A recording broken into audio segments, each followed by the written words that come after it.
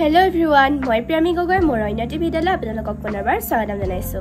আজি মই আপোনালোকৰ মাজলৈ লৈ আহিছো পঞ্চম শ্ৰেণীৰ অংকুৰণ কিতাপখনৰ পাঠ 1 অসম আমাৰ ৰূপহীৰ সম্পূৰ্ণ প্ৰশ্নোত্তৰ আৰু প্ৰশ্নোত্তৰ কেইটা যদি কতে কৰবাত ভুল হয় তেন্তে শুধাই দিব বুলি আশা কৰিলো। তেন্তে বলক ভিডিওটো আৰম্ভ কৰো।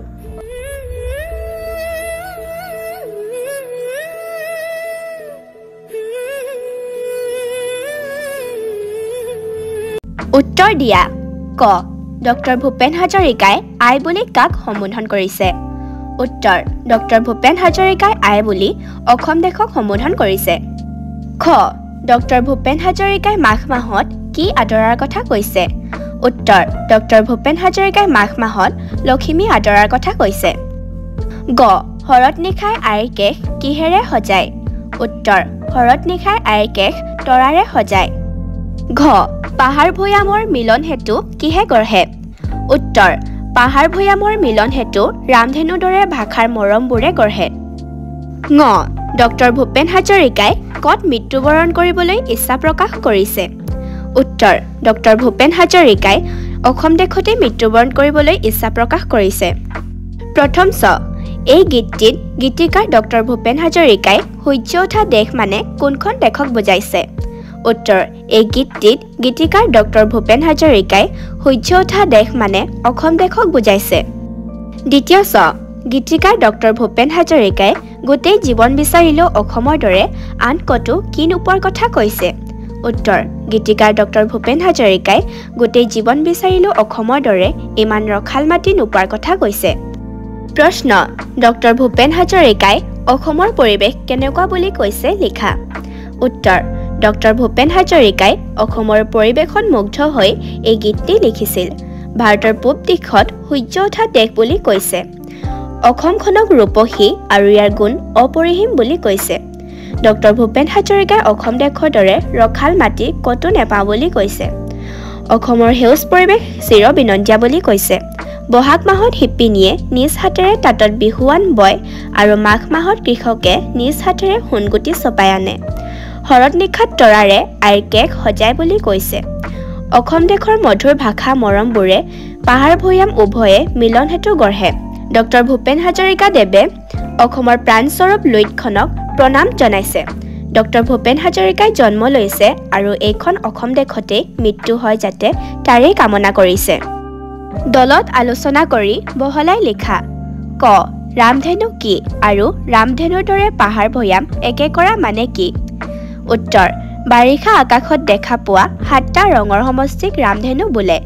ৰামধেনুৰ দৰে পাহাৰ ভৈয়াম একে কৰা মানে পাহাৰ আৰু ভৈয়ামৰ মানুহৰ মাজত মিলাপ্ৰীতিৰ কথা কৈছে খ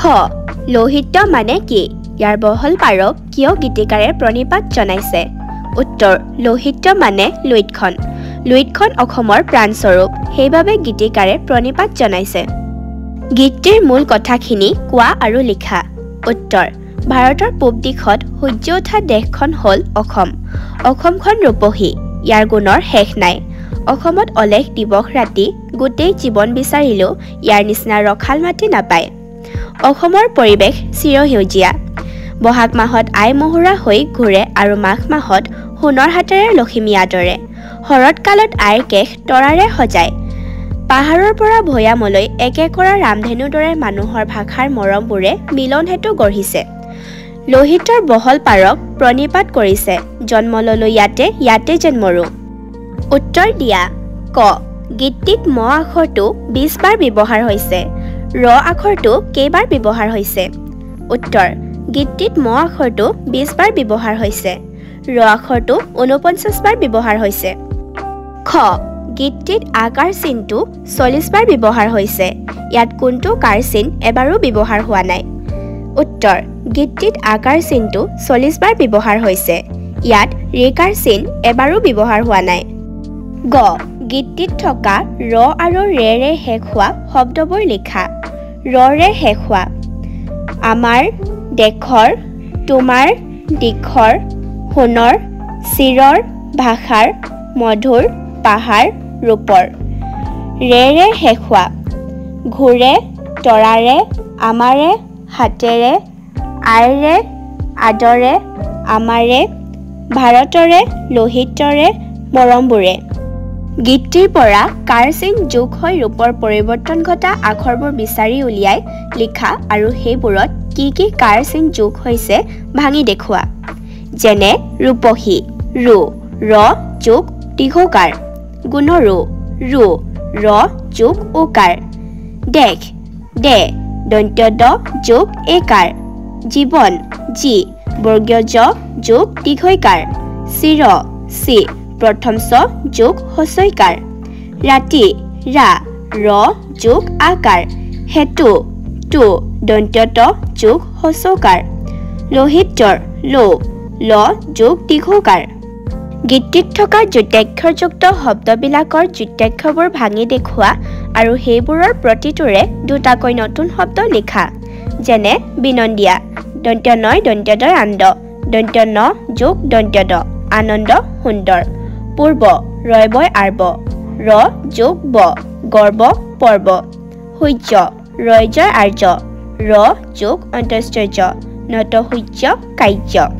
লোহিত দন্ত্যতযত্য